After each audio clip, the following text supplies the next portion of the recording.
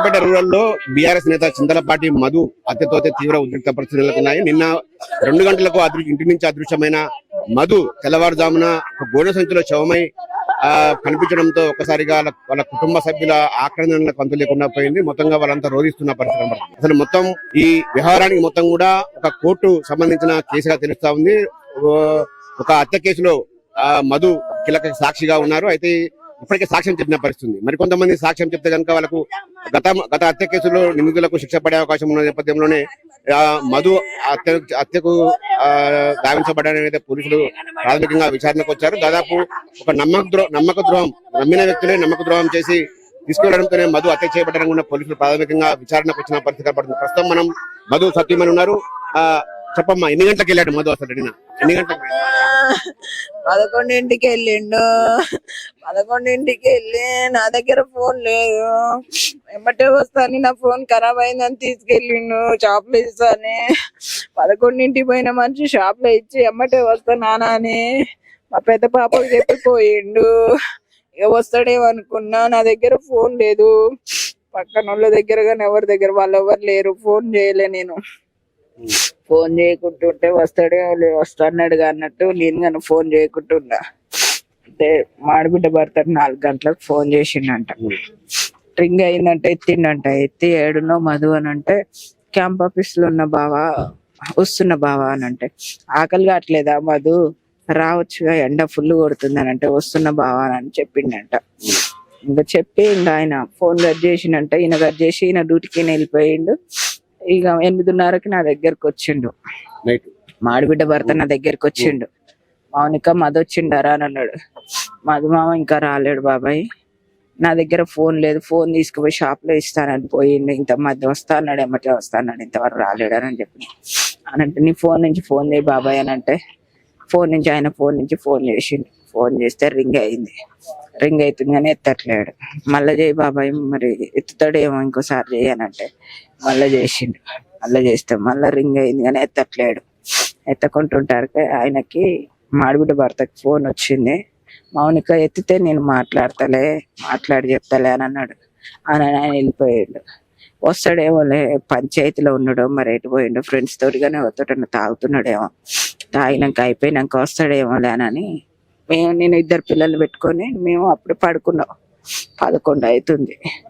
మేము పడుకోగానే మా పెద్ద ఆడబిడ్డ చిన్న ఆడబిడ్డ, అన్న ఫోన్ ఎత్తట్లేడురా, ఏడున్నాడు, నువ్వు ఫోన్ చేసినావా ఏమన్నా అని అంటే, నేను ఫోన్ చేయలేదురా, నా దగ్గర ఫోన్ లేదని అంటే, ఎవరిది లేదా పక్కన వాళ్ళదంటే, పక్కన వాళ్ళు కానీ ఎవరు లేరురా అని అంటే, అవును మా అన్న ఫోన్ ఎత్తట్లేడు, ఎంతమంది చేసినా ఎత్తట్లేడు అమ్మో అని మా అన్న దగ్గరకు వచ్చినాక మనం పోయి పిటిషన్ ఇద్దాం పానని అనగానే మేము ముగ్గురం కలిసి, పెద్ద చిన్న నేను కలిసి రూరల్ పోలీస్ స్టేషన్ దగ్గర పోయినాం. రూరల్ పోలీస్ స్టేషన్ దగ్గర పోయి అక్కడ పిటిషన్ ఇచ్చినాం. పిటిషన్ ఇచ్చిన తర్వాత మీరు ఎక్కడ ఉంటుర్రు ఏంది అని నన్ను అడిగితే, మేము సూర్యాపేటలోనే ఉంటున్నాం సార్, ఒంటి దెంకన్న మర్డర్ అయిన కాడ నుంచి 7 సంవత్సరాలు అవుతుంది. 7 సంవత్సరాల నుంచి కానీ మేము ఎల్కారంలో ఉండట్లేదు, సూర్యాపేటలోనే ఉంటున్నాం. ఎక్కడి నుంచి పోయిండు? ఎల్కారం నుంచి పోయిండా, సూర్యాపేట నుంచి పోయిండా అంటే, లేదు సూర్యాపేట నుంచే పోయిండు అని అంటే, అవునా సూర్యాపేట నుంచి అయితే టౌన్ లో పిటిషన్ ఇవ్వండి అని అన్నాడు. అయితే మళ్ళా రూరల్ కా నుంచి టౌన్కి వచ్చినాం. టౌన్కి వచ్చి టౌన్ లో పిటిషన్ ఇచ్చినాం. పిటిషన్ ఇచ్చిన తర్వాత ఒక అర్ధగంట సేపటికి ఇక మమ్మల్ని పోలీసు వాళ్ళు ఎక్కించుకొని నన్ను ఆడబిడ్డ భర్తను తీసుకొని వెళ్ళిపోయారు. ఎక్కడ తీసుకుపోతారు సార్ అని అంటే, మా ఫోన్లు తీసుకున్నారు. ఫోన్ ఫ్లైట్ మోడ్ ఎక్కించారు. ఫ్లైట్ మోడ్ ఎక్కించి ఏం చెప్పలేరు. తీసుకుపోతారు ఎల్కారెన్ స్టైల్ కాడ కట్టి అక్కడ పడేసిపోయారు. మోరీలో పడేసి వెళ్ళిపోయారు. అదే ఇక నేను చూడలేదు. ఆ షూ ఒక్కటే చూసిన, ఇదే షూ నేనని. ఇక నాకు కళ్ళు తిరిగి నేను కింద పడిపోయినా. నేను ఇంకేం చూడలేదు. ప్రాణాపాయం ఉందని చెప్తుండేవాడా మీతోటి? ఉన్నది. అప్పుడు టీడీపీలో ఉన్నప్పుడు కాంగ్రెస్ కి టీడీపీకి పడిపోయేదంట పాత కక్షలంట. అట్లా పాత కక్షలు ఇట్లానే ఇక పార్టీ కక్షలు జరుగుతూనే ఉన్నాయి. జరుగుతుంటే ఒంటి దెంకన్న మర్డర్ అయిన తర్వాత ఇక మేము అక్కడ లేము. ఇక ఒంటి దెంకన్న చనిపోయిన తర్వాత ఇక ఈ మధును ఒక్కటి తీసేస్తే, ఒంటి దెంకన్న ఒక్కడు పోయిండుగా, మధును ఒక్కటి తీసేస్తే ఊరుకు గ్రిప్ ఏం ఉండదు అని ప్లాన్. ఆ ప్లాన్ తోటే నా భర్తను తీసేసిర్రు. ఒంటి దెంకన్న కేసులో ఎంత మంది ఉన్నారో అంతమందికి తెలుసు నా భర్తని. 40 మంది పోయిర్రంట, 40 మంది పోయి చంపిర్రంట. అల్ల కేసులు ఉన్న వాళ్ళందరూ కేసులు ట్రయల్కి వచ్చింది. నా భర్త సాక్ష్యం చెప్పిండు, వీడు సాక్ష్యం చెప్తే మాకు శిక్ష పడుతుంది అని వాళ్ళు ప్లాన్ వేసుకుంటూనే ఉన్నారు. అది ఈయన గమనించలేడు. ఎవరి దూరను పిలిపించి ఇదంతా చేసిర్రు. వాళ్ళు తప్ప ఎవరు చెయ్యరు. మాకు వాళ్ళ మీదనే డౌట్ ఉంది. నాకు న్యాయం జరగాలి. నా భర్తను ఎట్లా చంపిర్రు, వాళ్ళని కానీ అట్లా చంపాలి. రాజకీయ హత్యకు మీ అన్న బలైపోయింది. ఏమనిపిస్తుంది సార్, బాధ అనిపిస్తుంది మాకు. మా అన్న కావాలి. మా అన్న ఎట్లా చచ్చిపోయాడో అంతకంటే ఘోరంగా చంపాలి వాళ్ళని. మా అన్నని తీసుకుపోయి కాళ్ళ కాడ పెట్టాలి. మా అన్న కాళ్ళ కాడ వాళ్ళని పెట్టాలి. అంతే సార్, మాకు చాలా బాధగా ఉంది. మా అన్న లేని లోటు. మాకు మా అమ్మ లేదు, మా నాన్న లేడు. మా అన్న ఒక్కడే ఉన్నాడు మాకు. మా అన్నని ఇప్పటి వరకు మేము చూసుకుంటూ వస్తున్నాం. మాకు చెప్పబట్టకుండా బయటకు వెళ్ళిపోయాడు. ఎప్పుడైనా 2 days నుంచి నాకు నైట్ నా దగ్గరకు వచ్చి అన్నం తినేవాడు. నిన్న నైట్ రాలేదు అన్నానికి. నేను అప్పటికే అనుకుంటున్నా ఫోన్ చేద్దామని. సర్లే వస్తాడేమో లేదు, రోజు 10 బాబుకి వచ్చాడు. సర్లే వస్తలే అని పండుకున్నాం మేము. మాకు నెలకారు నుంచి తెలిసిన అబ్బాయి ఫోన్ చేసిండు, మామయ్య చిన్న గొడవ అయిందంట బాబాయ్, తొందర రైటు ఏదో నాకు పోలీస్ స్టేషన్ నుంచి ఫోన్ వచ్చిందంటే ఆయన ఉరికిండు. ఏమైంది శ్రీకాంత్ అంటే, లేడంటారా మీ అన్న, ఏమో వేసేసిరంట అని చెప్పిండు. మా అన్న లేడు. ఎప్పుడన్నా ఇటువంటి ప్రాణాపాయం ఉందని చెప్పాడు, నాకు హత్యకు థ్రెట్ ఉందని చెప్పేవారు మీతో? అంటే ప్రాణ భయం అంటే మాకేం ప్రాణ భయం సార్. ఒంటరి కన్నా ఒక 7 సంవత్సరాల క్రితం వారిని కాంగ్రెస్ పార్టీ వాళ్ళు చంపేసిర్రు.